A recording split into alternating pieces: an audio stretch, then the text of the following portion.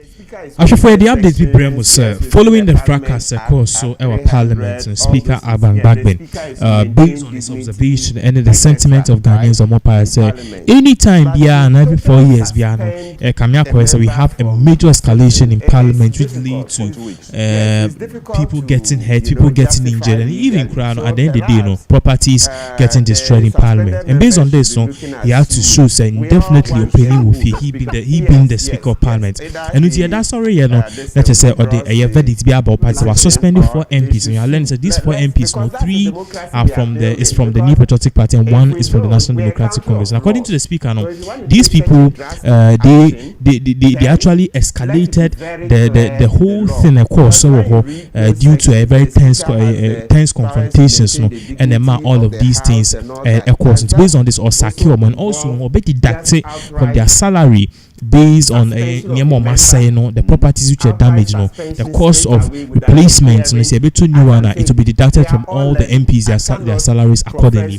Based on this, people of all walks of life are actually giving their 2 cents and their 2 P's based on whatever went on. One particular person also on another 2 cents, lawyer Martin people. Now shockingly, lawyer Martin people are legal parties now. Patches say even lawyer Martin people, he's been appointed as one of the people to lead ORA. Or the Ababe to just say, Speaker Bagbin suspending of 4 MPs. It is unconstitutional, and then NPP they have every right to seek a redress of how sue the MP, the Speaker in court. When we come back, we dive more into this whole issue. The Speaker is quoted sections. Yes, we've seen the Parliament Act 300, all those. Yes, the Speaker is to maintain dignity, etc. Right, in Parliament. But to totally suspend a member from the sitting, it's difficult. For 2 weeks. Yes, it's difficult to, justify legally. So perhaps the suspended members should be looking at suing. We all want sue who? The Speaker? Yes. Either he withdraws the decision or they should sue. Because that's a democracy we are building. Because if we don't, we're a country of laws. So if you want to take such a drastic action, then let it be very clear in the law. Because when you read those sections, the Speaker has the powers to maintain the dignity of the House and all that. Does that also involve just outright suspension of a member? Outright suspension straight away without a hearing? As I'm saying, we are all learning. I cannot profess to know all the answers.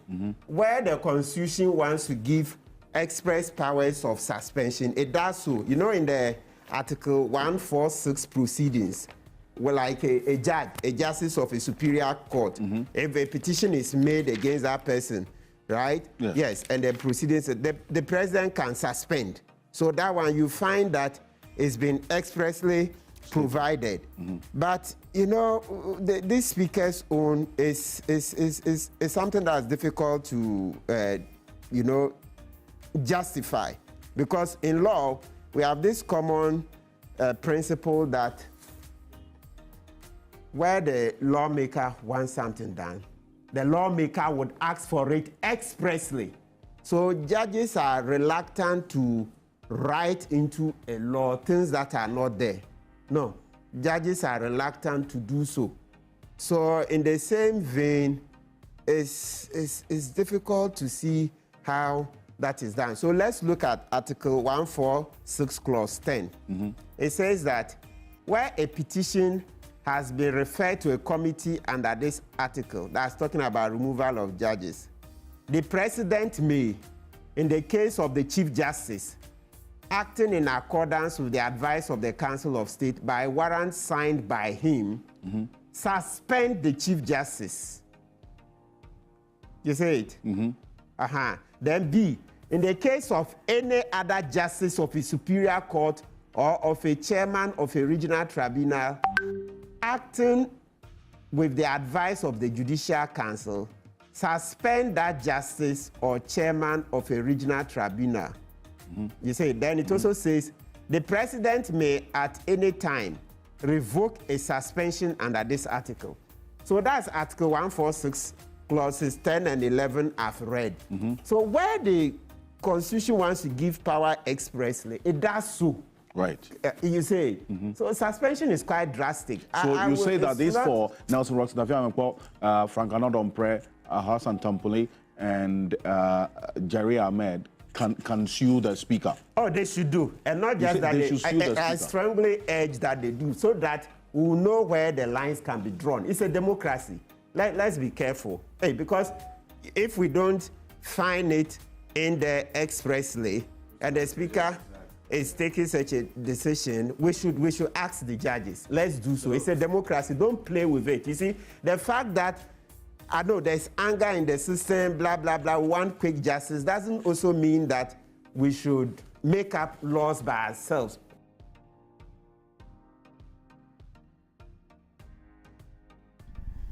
So that is it. It's here for I'm sure or the Atuja said based on everything that has happened, it is very imperative, say.